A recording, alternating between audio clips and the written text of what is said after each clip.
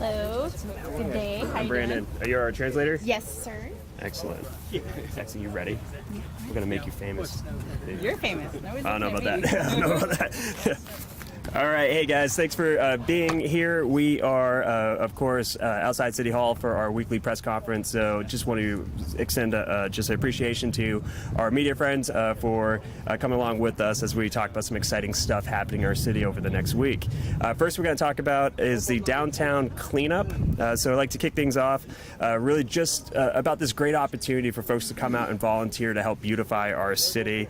As we know, that downtown is really everyone's neighborhood. It is a gathering place for folks to not only enjoy the amenities, but also a point of pride for people to come together and help us beautify those amenities.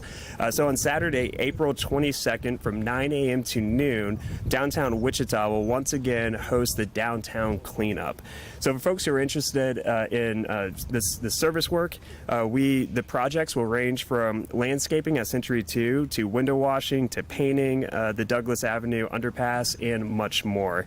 So volunteers will receive a free lunch following the event at NASCAR Park, and I believe that the lunch is courtesy of Evergy and the Wichita Wagon Masters. So thanks to Evergy and the Wagon Masters for providing lunch for the volunteers to this neighborhood, or not neighborhood cleanup, this downtown cleanup. Again, that will be on April 22nd from 9 a.m. to noon. So it's a great way to get outside and also, bring the kids, try to, let's get the whole community together to really further that feeling of ownership of our downtown. Next, we're going to talk about golf storage. So another great way to get outside is to book a tee time at one of our incredible golf courses. So we have Jesse Kaufman with us. He is the director of golf, and he is really doing some amazing things when it comes to our golf courses. As folks who have been following the budget and our discussions about funding, we now have golf just in a really secure financial spot, and it's really thanks to not only Jesse, but the folks who have been working alongside Jesse. So it's a great way to get outside. It's, of course, with our golf courses, and we're going to have Jesse come up, and he's going to talk about some incredible students from East High and some of the impacts of the program with those students. So Jesse? Do we have to do that all over again? Okay. Yeah, was it? All right, thank you, Mr. Mayor. Good morning, everyone. I've asked Trent Jones, the executive director of the First Tee of Wichita, to step up here with me. We're both very excited to be here today. To announce this addition to McDonald Golf Course. Anyone who's ever used the driving range here at McDonald knows that the driving range is not located right next to the clubhouse, like is the case at most courses, and it creates a big challenge for not only customers, staff, First Tee with their programmings, having to figure out how to transport the balls from the clubhouse to here. It's a big issue. So we got with Trent, and we kind of put our heads together to come up with a way to make that much better. We wanted to add a ball dispensing machine close on the range, so customers wouldn't have to go all the way to the clubhouse, buy the balls, carry the balls down here. Staff wouldn't have to take the balls up. First Tee was gracious enough to provide the machine, and we worked out a plan that kind of benefited everyone. Even though we had the machine, we still had a big problem. We had to have somewhere to put it. And right now, there was not a good place. We want to keep it out of the weather. We wanted to keep it secure at night. So Trent had the idea to reach out to East High School and the Blue Aces construction team.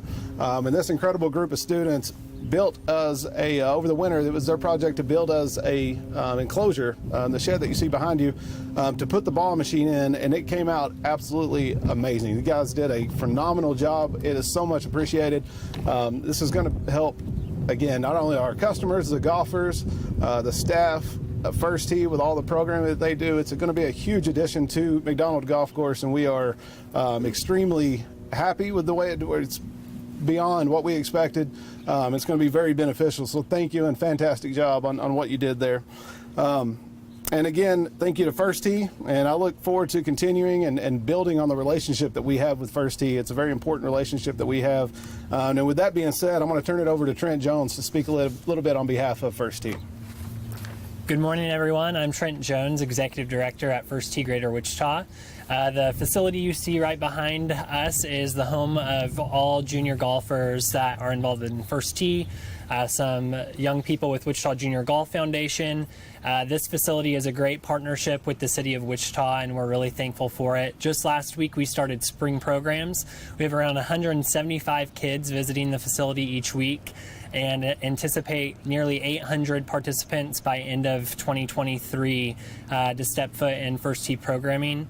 First Tee exists to teach core values alongside the game of golf. We serve young people ages 5 to 17, and we keep our programming fees extremely low. I wanted to just touch on one other quick vision for out here as we continue to look at strategic ways to serve junior golfers in the community. Right over here to my right, the plot where you see the sign is the future home of our indoor facility. We anticipate breaking ground on that within the next year if fundraising events go well, and that will really allow us to serve these junior golfers year-round and engage kids in our life skills and leadership curriculum 12 months out of the year instead of just during the warm summer months. But again, very thankful for the guys at East High for building the shed. We've had a lot of great reviews from public golfers as they've used it, and we're also extremely thankful for our partnership with the city of Wichita, who helps us share this space with not only public golfers but all those young people who are wanting to get exposed to the sport. Thanks, Jesse. All right, thank you not just to Jesse and First Tee, but of course to the young folks who have really stepped up with their volunteering to help build this great facility. So I look forward to the ribbon cutting afterwards. But before we get there, let's go ahead and chat about I want to give a friendly reminder about our burn ban. As we know, the official ribbon cutting is next, but before we get there, Sedgwick, just a reminder that residents of Sedgwick County, that Sedgwick County's government has declared that April as a burn ban month, which means effective April 1st, no new burn permits will be issued, and all previously issued burn permits will be suspended until at least May 1st.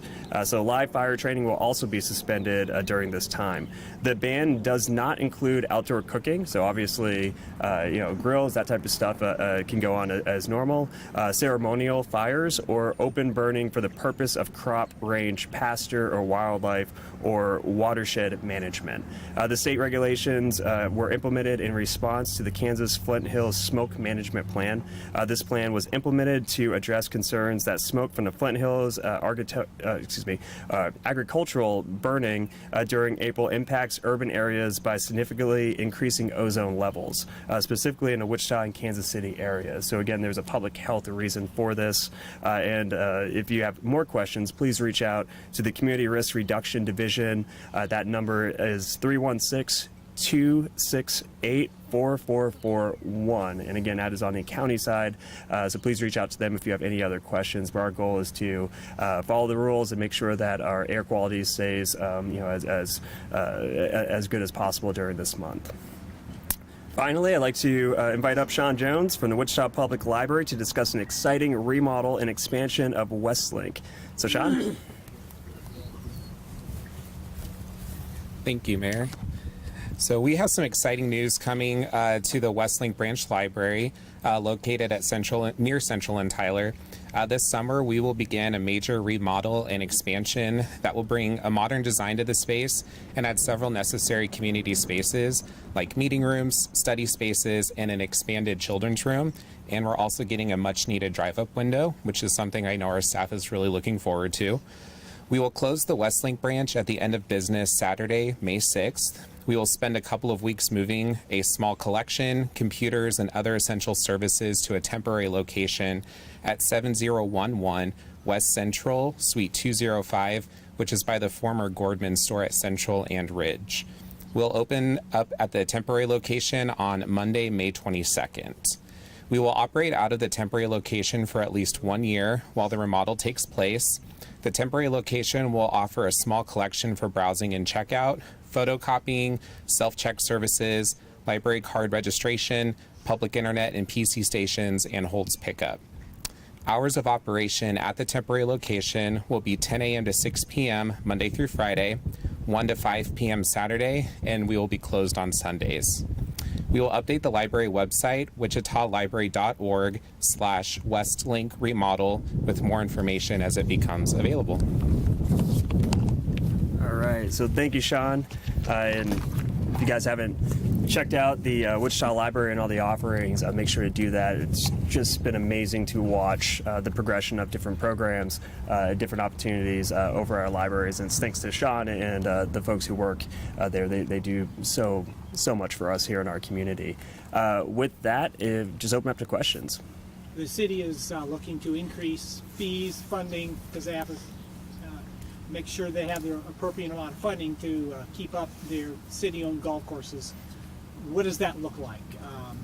What are you going to take into consideration when considering those increases?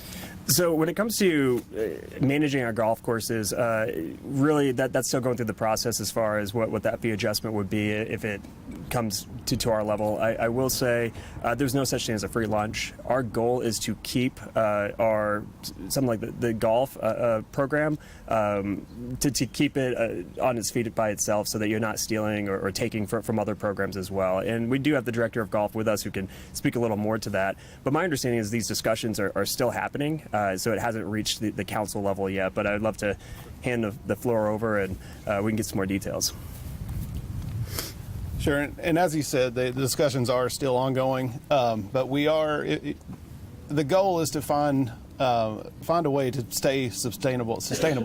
The money. There are a lot of projects that need to be done. Over the last better part of the decade, there wasn't money to do these projects. So we're not only trying to improve, we're also playing catch up on a lot of the things that need to be done, whether irrigation, cart path repairs, mowing equipment. There's a lot of different projects that need to be done. So we're looking at ways to increase revenue so we can take care of some of these projects and provide the best possible product for our golfers. I believe you had a record number of golfers last year. Is that encouraging to think you can sustain these city-owned golf courses into a quality that remains at a high level? Absolutely, yeah. The last 2 years have been very good. Last year was incredible.